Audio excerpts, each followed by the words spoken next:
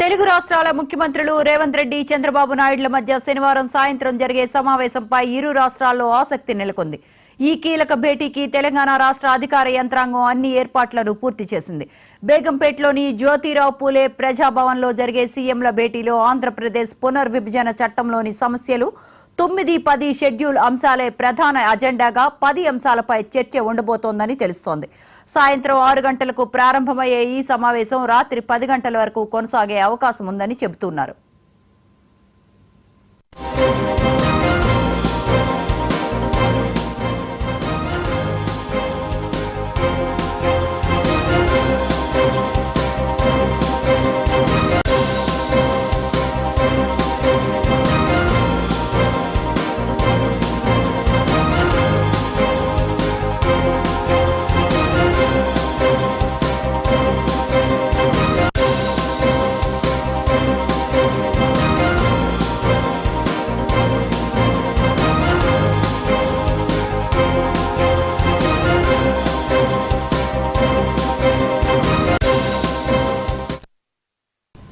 ఈ భేటీలో సీఎంలు రేవంత్ రెడ్డి, చంద్రబాబు నాయుడు, ఉప ముఖ్యమంత్రులు బట్టి విక్రమార్క, పవన్ కళ్యాణ్, తెలంగాణ మంత్రులు శ్రీధర్ బాబు, ఉత్తమ్ కుమార్ రెడ్డి, కోమటిరెడ్డి వెంకటరెడ్డి, ఆంధ్రప్రదేశ్ రాష్ట్ర మంత్రులు పయ్యావుల కేశవ్, నిమ్మల రామానాయుడు, ప్రభుత్వ ప్రధాన కార్యదర్శులు, ఆయా రాష్ట్రాల ముఖ్య కార్యదర్శులు ఈ సమావేశంలో పాల్గొననున్నారు.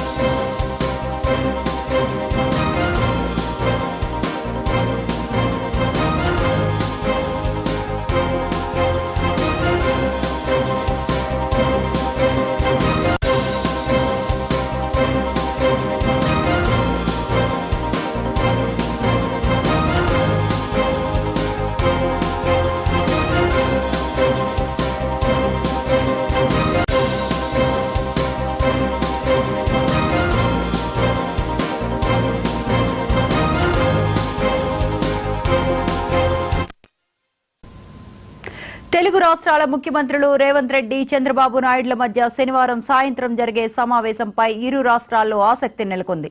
ఈ కీలక భేటీకి తెలంగాణ రాష్ట్ర అధికార యంత్రాంగం అన్ని ఏర్పాట్లను పూర్తి చేసింది.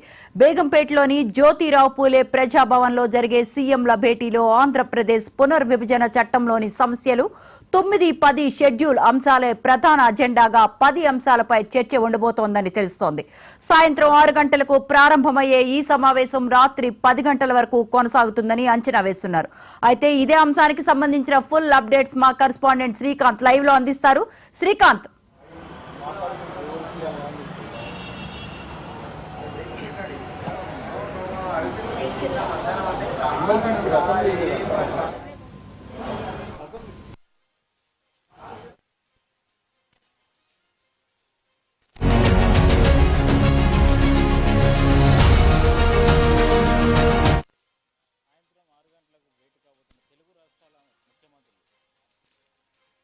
సీఎం రేవంత్ రెడ్డి ప్రజాభవన్ వేదికగా భేటీ కాబోతున్నారు. ఈ భేటీపై సర్వత్రా ఉత్కంఠ నెలకొందని చెప్పొచ్చు. ఎందుకంటే ఈ విభజన రాష్ట్రాలు ఏర్పడి 10 సంవత్సరాలు పూర్తి కావాల్సిన నేపథ్యంలో ఇప్పటికీ అపరిష్కృతంగానే ఉన్నాయి విభజన చట్టంలో పొందుపరిచిన అంశాలు. వాటిని పరిష్కరించేందుకు తెలుగు రాష్ట్రాల సీఎంలు ఈరోజు 6 గంటలకు భేటీ కాబోతున్నారు. ముఖ్యంగా చాలా అంశాలు 9th, 10th షెడ్యూల్కి సంబంధించిన ఇష్యూస్పై ప్రధానంగా చర్చ జరిగే అవకాశం ప్రధానంగా కనిపిస్తుంది. ఎందుకంటే గతంలో ఏదైతే ఇరు రాష్ట్రాలకు సంబంధించి 10 ఏళ్లుగా చాలా ఇష్యూస్ పెండింగ్ పడుతూ వస్తున్నాయి. అయితే గతంలో చర్చించుకున్నప్పటికీ వీటిపైన ఇటు ఏపీ కానీ ఇటు తెలంగాణ కానీ చాలా అంశాల్లో ఏకాభిప్రాయానికి రాలేదు.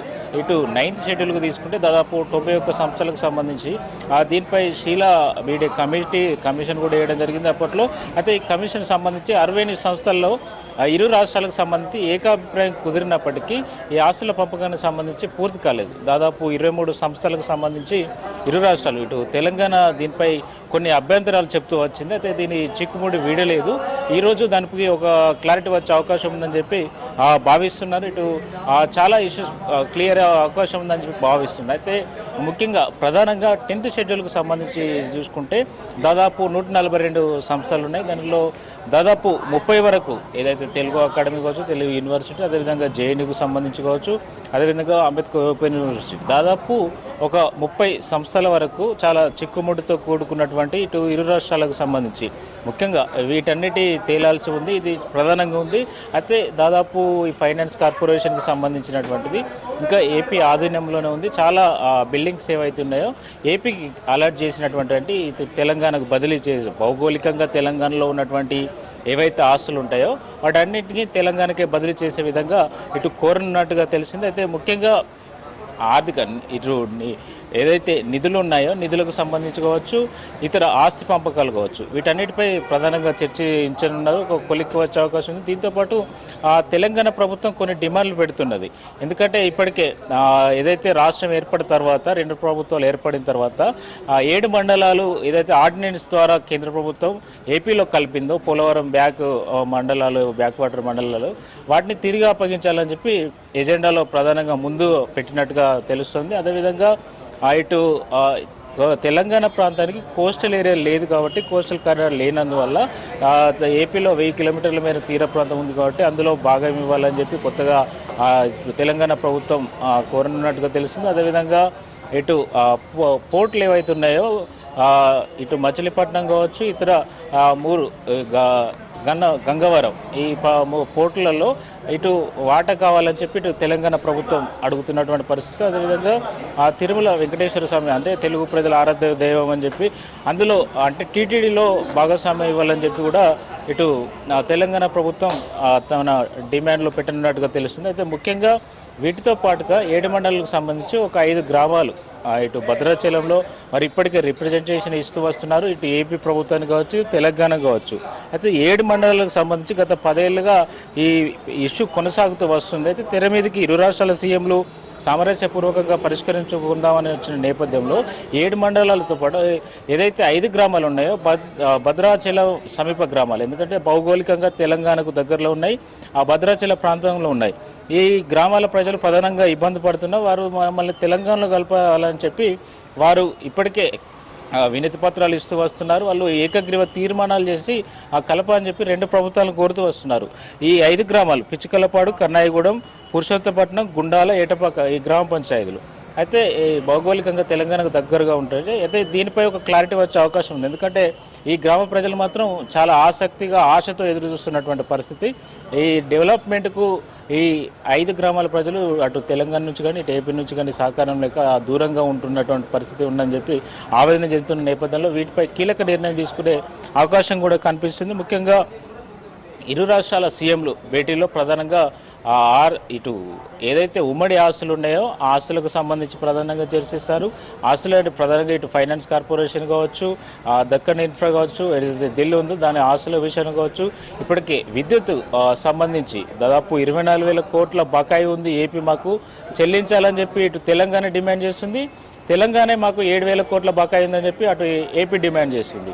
ఈ నేపథ్యంలో దీనిపై ఒక కొలిక్కి వచ్చే అవకాశం ఉంది. అదేవిధంగా ఉద్యోగుల బదిలీ దాదాపు 1,800 మంది ఉద్యోగులు ఏదైతే ఏపీ నేటివిటీ ఉన్న ఉద్యోగులు ఉన్నారో వారు ఆప్షన్ ఇచ్చుకోవడం జరిగింది. వారికి సంబంధించిన ఇష్యూస్ ఇంకా పెండింగ్ ఉంది. దానికి సంబంధించి కూడా అదేవిధంగా విద్యుత్ ఉద్యోగులు కూడా తెలంగాణ నుంచి ఏపీ పైన ప్రమోషన్స్లో కూడా ఇబ్బందులు ఎదుర్కొన్నటువంటి పరిస్థితులు కనిపిస్తున్నాయి.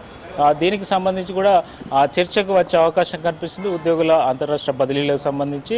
అదేవిధంగా మెయిన్గా నీళ్లు నిధులు నియామకం అనే ట్యాగ్ లైన్తో ఏర్పడిన తెలంగాణలో ఈ నీళ్లు నిధులు ఈ అంశాల మీద ప్రధానంగా చర్చ జరిగే అవకాశం ఉంది. ముందుగా నీళ్ల విషయానికి వస్తే ఇటు కృష్ణా బేసిన్ కావచ్చు, గోదావరి బేసిన్ కావచ్చు, ఈ 2 సంబంధించి కీలకంగా ఎక్కువ ప్రాంతం తెలంగాణలో ప్రవహిస్తున్నాయి. ఈ 2 జీవనదులు కాబట్టి ఎక్కువ వాటర్ అలొకేషన్ ఉండాలని చెప్పి ఇటు తెలంగాణ పట్టుబడుతూ వస్తుంది. ముఖ్యంగా ఇటు కృష్ణా బేసిన్లకు తీసుకుంటే ఇప్పటికే అంటే తెలంగాణ గవర్నమెంట్ ఏర్పడిన కొత్తలోనే బీఆర్ఎస్ అబ్జెక్షన్ చెప్తూ వస్తుంది. ఏంటంటే కృష్ణా రివర్ మేనేజ్మెంట్ బోర్డు ఏర్పడింది. ప్రాజెక్టులన్నీ కృష్ణా రివర్ మేనేజ్మెంట్కు అప్పచెప్పారు.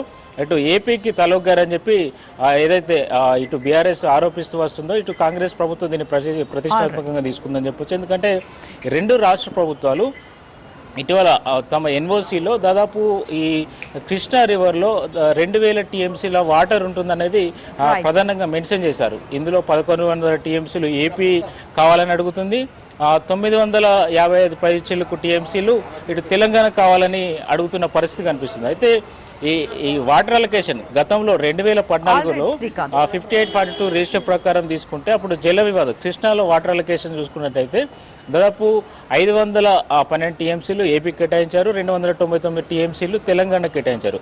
అది ఇప్పటికి కంటిన్యూ వస్తుంది. కానీ ఇప్పుడు కొత్తగా రేవంత్ సర్కార్ మాత్రం ఇది ఒక వాటర్ ఇయర్కి సంబంధించింది మాత్రమే, అది కంటిన్యూగా ఇప్పుడు కొనాల్సిన అవసరం లేదని చెప్పి చెప్తున్నటువంటి పరిస్థితి కనిపిస్తుంది. అయితే ఈరోజు 6 గంటల భేటీలో ఈ ఇరువురు సీఎంలతో పాటు ఏపీకి సంబంధించినటువంటి మంత్రులు దుర్గేష్ కావచ్చు, బీసీ జనార్దన్ రెడ్డితో పాటు మరొక మంత్రి, అదేవిధంగా ఇటు తెలంగాణకు సంబంధించి deputy CM Bhatti Vikramarka, Sridhar Babu. Thank you Srikanth, thanks for the updates.